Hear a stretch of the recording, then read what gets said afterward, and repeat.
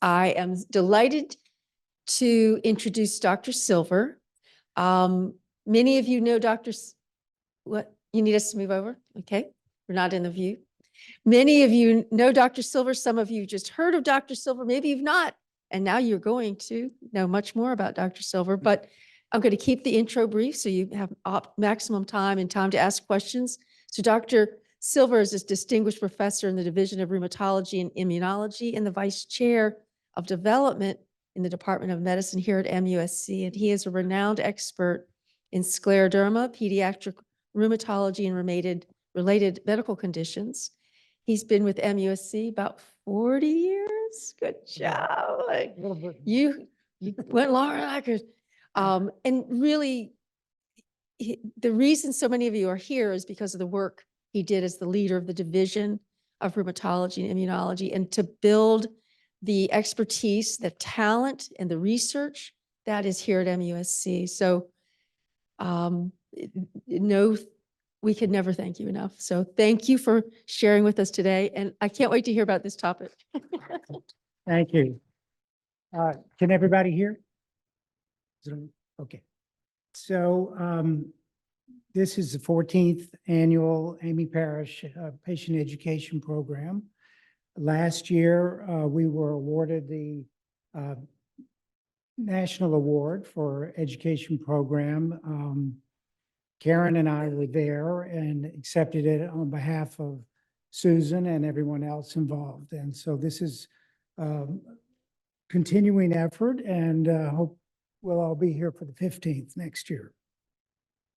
So the topic of this talk is Women of the Year. And of all the presentations I might do in a year, this is the one I look forward to the most. Because it's my opportunity to tell you about what's going on in the division at MUSC. And for those of you who aren't patients at MUSC or affiliated with MUSC, it may not be of much interest, but we couldn't do this sort of program if we didn't have great people in our division and throughout the whole university. People like Dr. Sessi who give of their time and are so generous to answer questions and take such great care of our patients. So, so this year, I'm going to just focus on the Women of the Year. We do still have a few men in the division. It's a shrinking number. And with all due respect, I'm not going to talk about the fantastic women in the division who are working on lupus and vasculitis and rheumatoid arthritis, because our interest here today is scleroderma. So those are the people I'm going to focus on. So Women of the Year. Yeah, this doesn't work.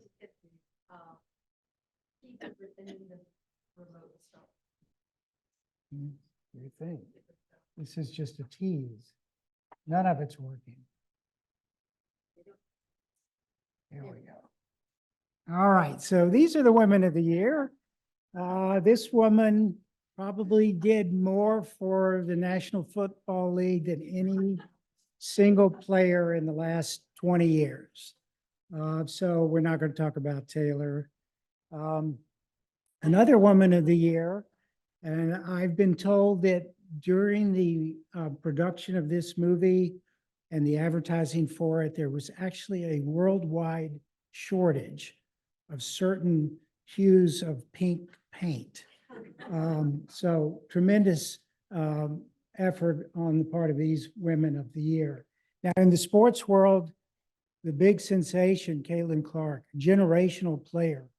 And I have to say, I never paid much attention to women's basketball until this year. And when I started watching her, it reminded me when I was a college student, I got to see Pistol Pete Maravich come to the University of Tennessee. He was at LSU. I got to watch him play in person, and she is a clone of him. Her shooting and her passing, and just a fantastic player. And I would be remiss if I didn't mention another Woman of the Year, the greatest current coach of women's basketball here in our own state of South Carolina. So these are all Women of the Year, but I'm going to focus on some other Women of the Year who I think are making tremendous contributions to patient care, research, and advocacy for all of our patients. So first, Amy, we do this conference in memory of Amy Parrish, who was a patient and a friend of mine and friend of many people. This, I had to go back into the archives here to get this picture. I was a little bit younger then. This was, I think, one of our first walks, and I'm not sure, I think that was held at Clemson at the Botanical Gardens. And then these other women. Susan, we know you're listening. We know you've orchestrated everything from remote distance, which just speaks to how great an organizer you are and motivator. Karen, her accomplice, and Frances, there in the back, always low profile. I've known Frances since maybe the day or two before she was born. And she's been a tremendous help to this program. These two women are sort of run the administrative side of the division, and neither could be here today because of conflicting familial events, Melanie and Terry Lynn.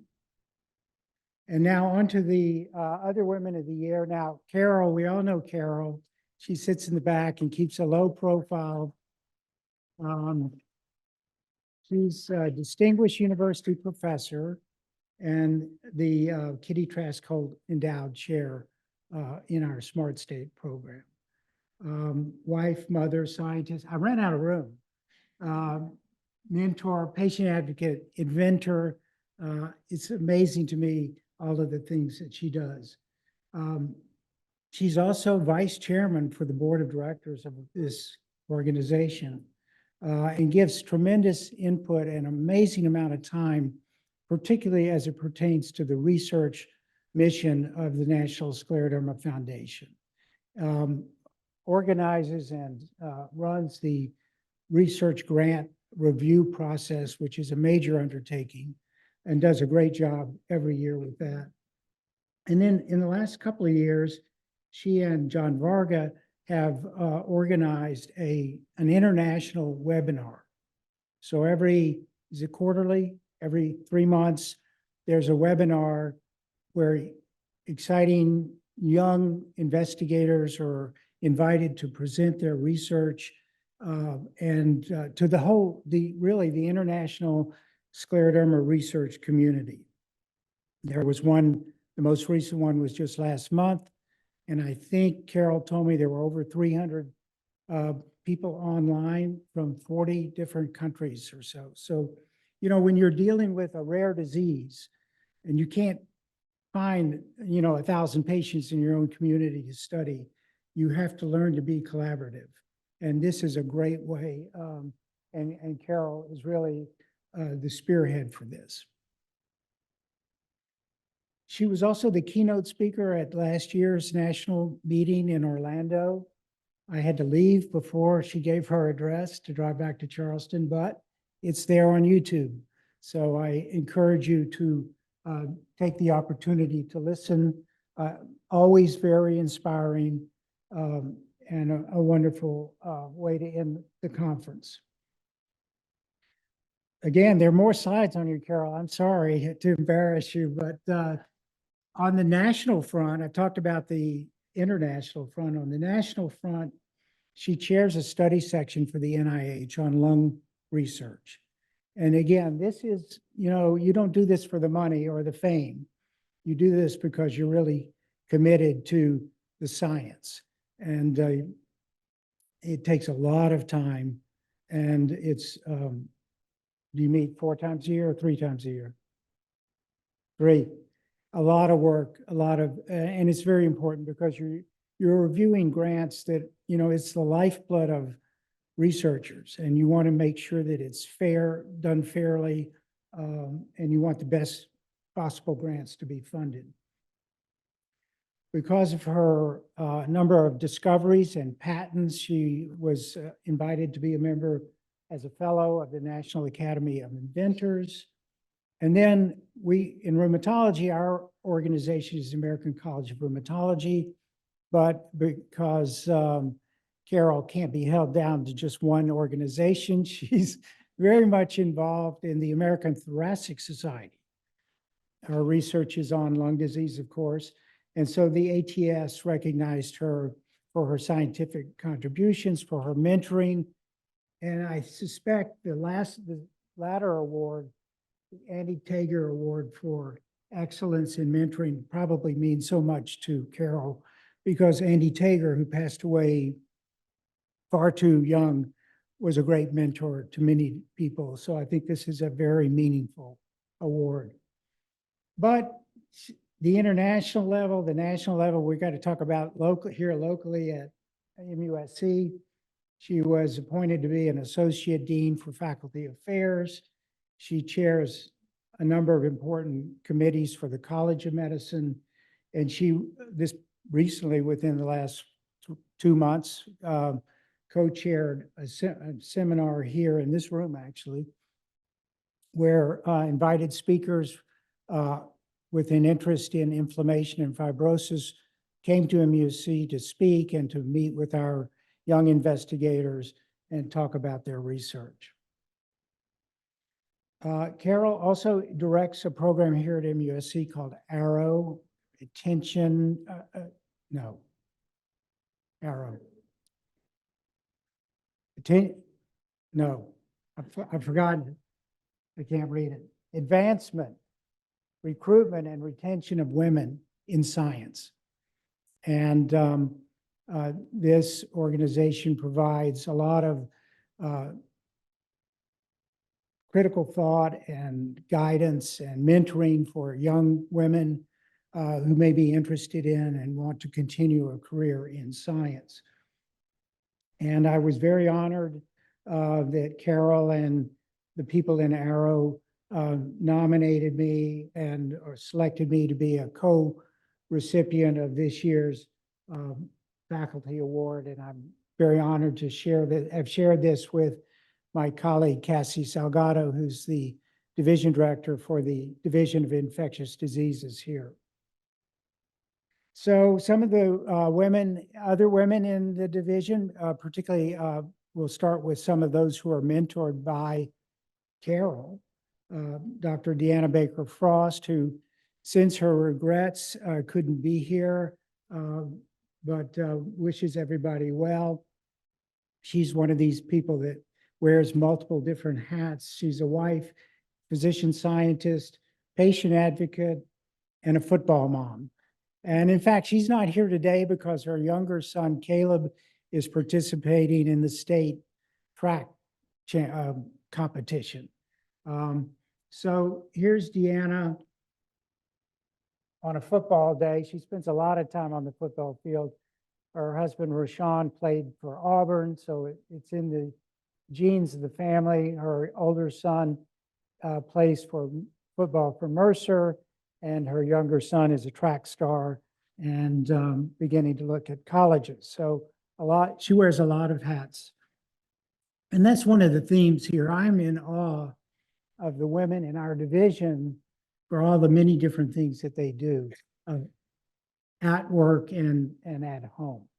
So some of the things that Deanna has done this year, she is in the 3rd year of a National Scleroderma Foundation New Investigator Award. She received the MUSC Developing Scholar Award. She received a travel award from the American College of Rheumatology that allowed her to go to Milan and meet with rheumatologists from Italy and other parts of Europe. She spoke at the national conference last year in Orlando, moderated a session at the ACR, and had a recent publication just a few months ago. So very busy indeed. And if you're involved with our support groups, you know that she is dedicated to that. And so she finds time to get together with our support group leaders and to make herself available and give recommendations for other potential speakers, not just here in the Low Country, but in the Piedmont and probably in the upstate as well. Another person, don't see her here today. This is Ludivine Renaud, who, not Reno, but Reno. And by the way, my Tar Heels in basketball may be getting somebody through the portal, transfer from Stanford. He's 7'1" tall, and his name is Renaud. So there may be more Renaud phenomenon in basketball. But Ludivine has been interested in fibrosis research for a number of years. She joined Carol's lab 5 years ago now.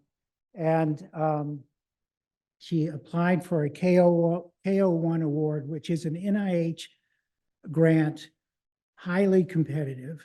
It's a mentored career development award. To get a KO1, you have to have a strong early track record.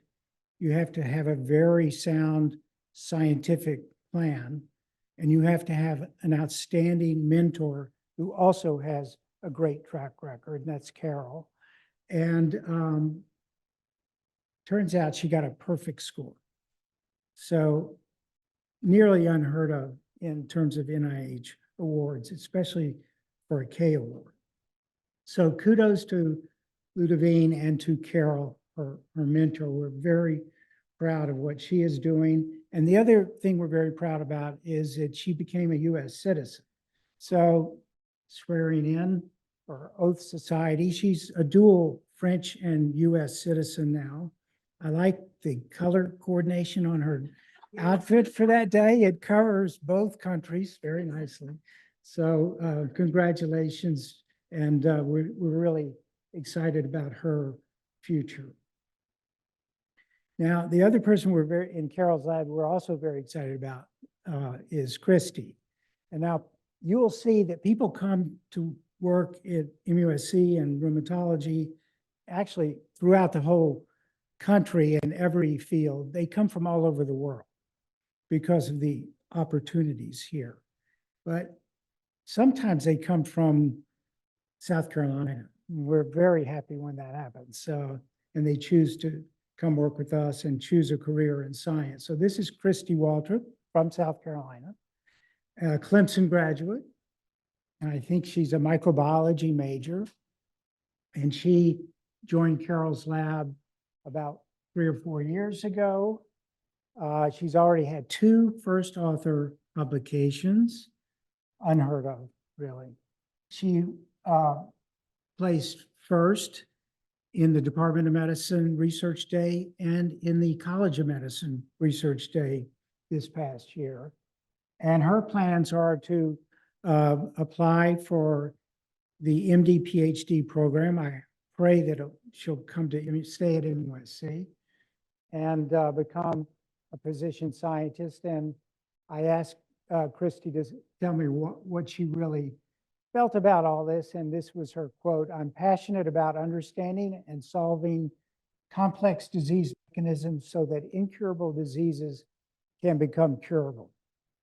And that's what we are all about. That's what we need. We need people like Ludivine and Christy. And Paula, you're up next. She's on our second row. Wave your hand, Paula. Paula is an associate professor of medicine here. She's a wife, mom, scientist, mentor, patient advocate. She chairs an important committee here at MUSC to look at the genetic data set that is being collected. Some of you may already be part of the program called In Our DNA South Carolina. She's last year was invited to give a lecture at NYU in advanced rheumatology. And we're very impressed with her Leadership Scholars Award, which was just this past year, 2024. This was a new initiative through the NIH. to really spur on, support the research careers of women in science and in medicine, particularly related to health disparities and diseases that might be understudied. And among those 6 inaugural winners, Paula was one. And I would also indicate that number 2 there, April Barnadoe, was one of our clinical rheumatology fellows in years past, and she's now on the faculty at Vanderbilt. So this was a twofer for MUSC, in my opinion. But very proud of what Paula does, not only in her research, but also in mentoring. And speaking of which, one of the people she mentors is sitting right in front of her. And if you were here last year, you might remember I showed Sarah's wedding picture with her husband, Charlie. Well, they're still together. And this was in San Diego, where Sarah presented a paper at the American College of Rheumatology. Not many third-year residents in our experience have done that. So she's really blazing a trail and setting a very high standard.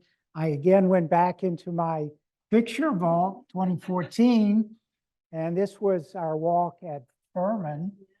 And Sarah was a sophomore at Furman, and she organized her sorority sisters and 2 very fortunate men to be in this picture. He must have been your beau, or he just photo crashed the picture. But I mean, I think this says something about a commitment for a young person to be committed to scleroderma, to the cause for this longer period of time, speaks volumes. Sarah recently got back from a somewhat nerve-wracking trip to Houston, where she was invited to give rheumatology grand rounds at UT Houston. Also a very strong scleroderma program, very close colleagues and friends of ours, and a strong lupus program. And she presented on the genetics and the social exposures related to health disparities in SLE. And we're hopeful that in the coming year, when she's going to be a postdoctoral fellow here, she's going to apply all of these same tools and collaborate with our colleagues in Houston to look at our scleroderma patients. Moving on, this is Galina Bogatkevich, who's been my scientific partner for maybe 15, maybe more than 15 years. She's an associate professor of medicine, and she, in our lab, has discovered a new small peptide that's a naturally occurring peptide. It has antifibrotic properties. And our lab, under Galina's leadership, is working to do the early development so that to see if this could one day become a therapeutic agent for fibrosis in scleroderma or even in other fibrosing diseases. To do this, we've been successful in getting 2 small 1-year grants from the NIH to do early drug development. These are called R41 awards. We just had our 3rd award reviewed. We got a priority score of 20. So the way the NIH scores run, they run from 10 to 90. 10 is the best score, a perfect score. 90, you're in trouble. Okay, so the lower the score, the better. It's like golf. And so a 20 is really a very good score. So we're quite optimistic that this will be funded. And then we will go on later in the year to put in a larger R42 grant. Betty's not here. She may be here online. So she is one of our other Smart State endowed professors. She came to us from UCLA and studies the genetics of lupus. But you can't just study lupus when you come to Charleston. You get sucked into scleroderma. And Betty published this paper now 7 years ago where she identified a genetic variation associated, that seemed to be associated with susceptibility to lupus, but also to other autoimmune conditions, Sjogren's syndrome, rheumatoid arthritis. And she has subsequently gone on, in part with support from a grant from the National Scleroderma Foundation, an established investigator award, to look at scleroderma in other populations, including a cohort of scleroderma patients from China, where the same sort of association is seen. And perhaps even more exciting is the fact that this association, this genetic association, may not only be associated with the susceptibility, but also the severity. So it could open up a whole new pathway, find a new target for treating scleroderma, or even assessing or predicting the risk for subsequent complications.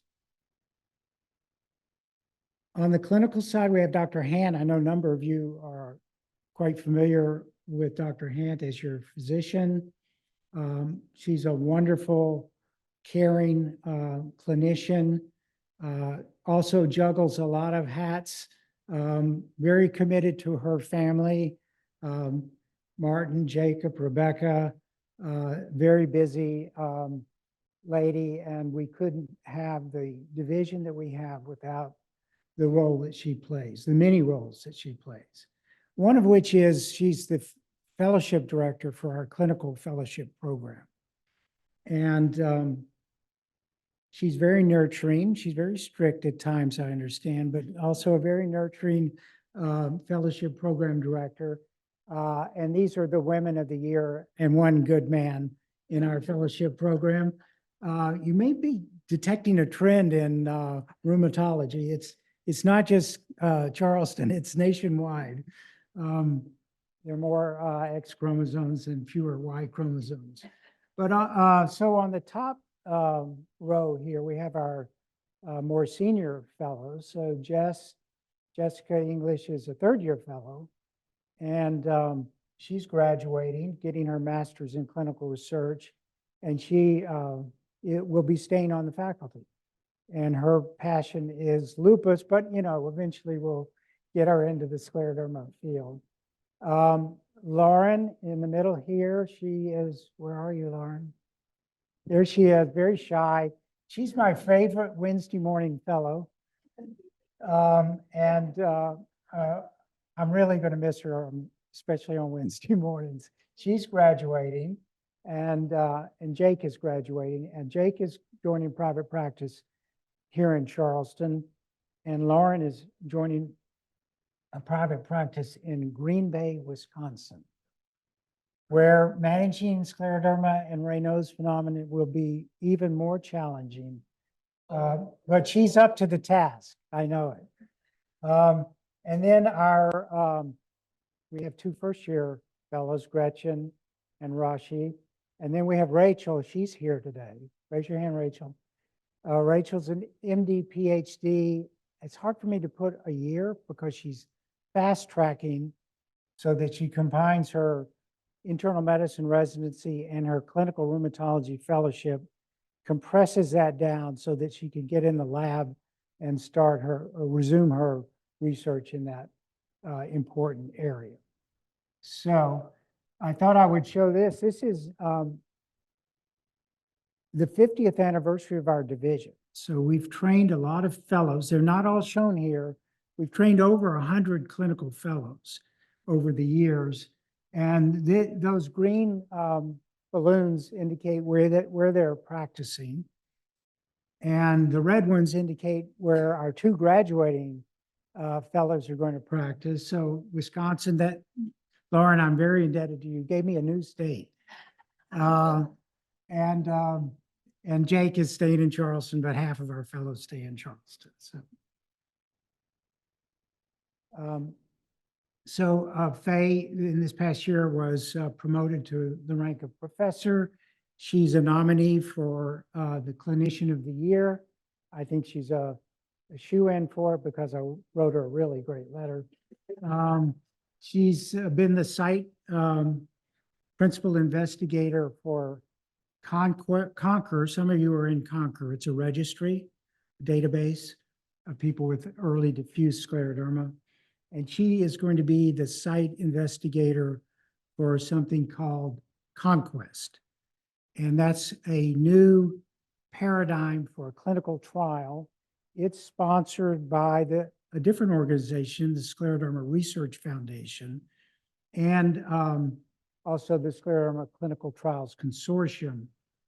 And this is a new concept for clinical trials that is being adapted from the oncology world, where patients consent to enroll in a study where they might be randomized to one or two or eventually even three different clinical trials, looking at three different pharmaceutical agents. And now the Conquest is really designed for people with scleroderma who have interstitial lung disease. And this is going to be a very ambitious undertaking. I think they're looking at more than 80 sites around the world, 20 different countries. So just the regulatory process that you have to go through is daunting. But it may be a way to enroll more people in clinical trials and speed up the development of drugs from their early phase 2 to a phase 3 trial. Now, we saw Mr. Rugg. Are you still here? Is Mr. Rugg still here? He was on our panel, and with his permission, he allowed me to use this picture. So I'm shown here with Brittany Frazier. She's our scleroderma clinical trials coordinator. And I couldn't do any of the clinical trials we're doing without Brittany. She's really outstanding. And Lorianne was here earlier volunteering. Lorianne wouldn't give me a picture, but I got a picture of the person, the canine she loves most. His name is Finn. He loves everything Boston. I love his tie wear, but we got to get him one of those doggy, whatever, for sure. And Lorianne manages all of our clinical trials coordinators. I think there's 6 or 7 now, and she can't even count up the number of trials when you take our vasculitis, our lupus, and our scleroderma trials. So it's amazing to me what she does. So in terms of clinical trials in scleroderma, these are the 3 that we are currently actively enrolling for. So the Athena study is for patients with scleroderma and interstitial lung disease. We enrolled the first patient worldwide in this study. And he now is in the open label. He did the first year, now he's in the open label extension of the study. We're also enrolling for the Beacon study. This is for people with diffuse cutaneous systemic sclerosis with or without interstitial lung disease. And I think we have 4 patients enrolled in that study. For each of these top two studies, the sponsors have now increased the number of patients they want to enroll, which is challenging and encouraging at the same time.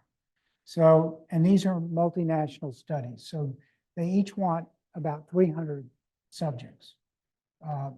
So about 100 in each of 3 different arms. And the A-tier study is brand new. This is a drug that is being used to treat a different condition called sarcoidosis and has some very promising early results. And this company, A-tier, now wants to look at a different disease, in this case, scleroderma with interstitial lung disease. So here's a plug. If you're interested in research, and you may not qualify or necessarily be interested in a clinical trial, but you may want to be part of a registry where you give permission for us to look at de-identified clinical information, demographic information, blood results, DNA, all de-identified and only with your permission.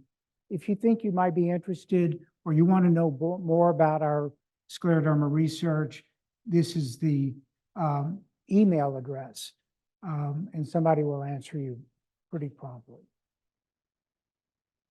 So I just want to show this slide because these are some of the clinical trials ongoing in scleroderma. We're not participating in all of them. The ones with the arrows at the top are the 3 that we are participating in. Horizon, that is the Beacon study. Horizon was purchased by Amgen last year. Prometheus, that's the Athena study. Prometheus was purchased by Merck. Getting an idea what's going on in the fibrosis world. The other companies are Boehringer, AstraZeneca, GlaxoSmithKline. Now, Cumberland is very small, A-tier is very small, but those other companies are multi-billion-dollar companies. And all of a sudden, they're interested in our disease because they see the potential for the broader market of fibrosis, not just fibrosis in scleroderma, but idiopathic pulmonary fibrosis, liver cirrhosis, cardiac cirrhosis, kidney cirrhosis. So it's very encouraging to those of us who've been doing clinical trials for 40 years. We've never had such interest by big pharma. And it presents a problem because you have all these competing trials and not that many patients. But overall, it's a good problem to have. But to me, this gives me great hope that in the next few years, we're going to have a really effective anti-fibrotic drug.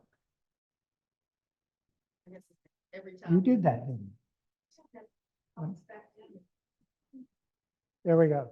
All right, so some more women in rheumatology in the division. So Celine Ward, Dr. Ward, and Dr. Kate Silver. These are superb clinical rheumatologists.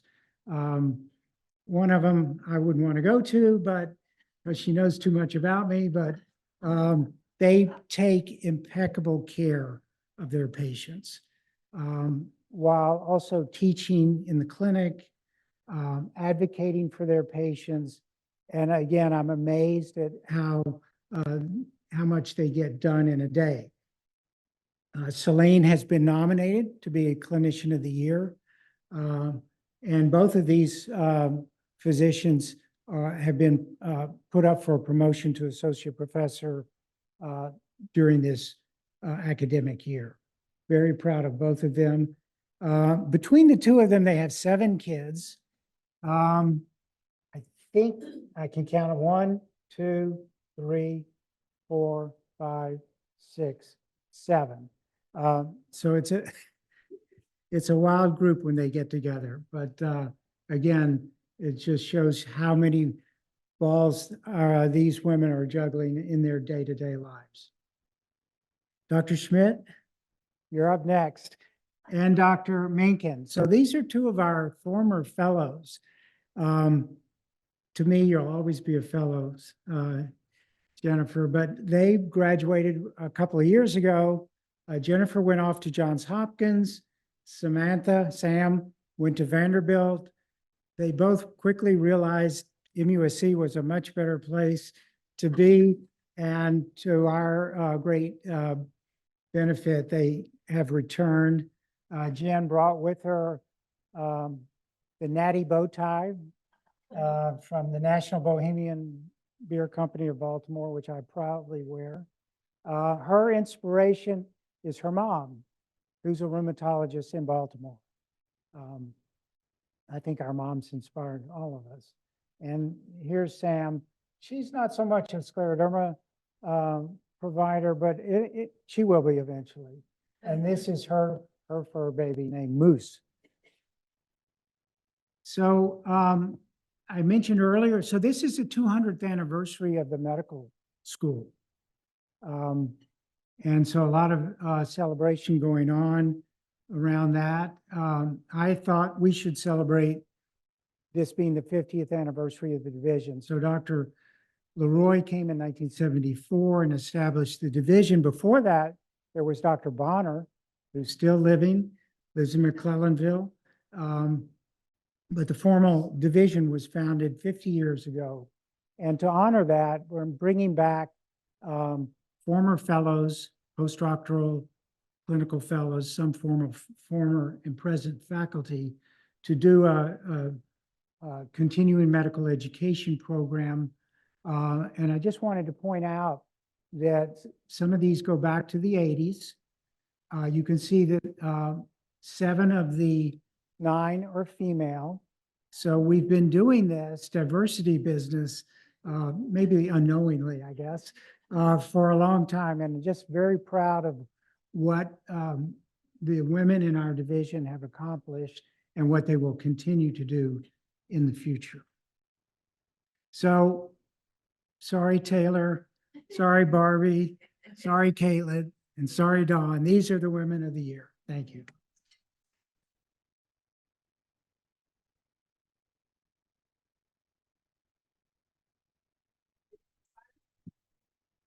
Does anybody have a question for Dr. Silver?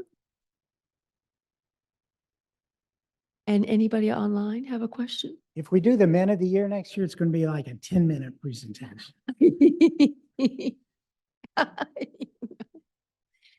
No questions? Well, thank you so Everybody, much, Dr. thank Silver. you.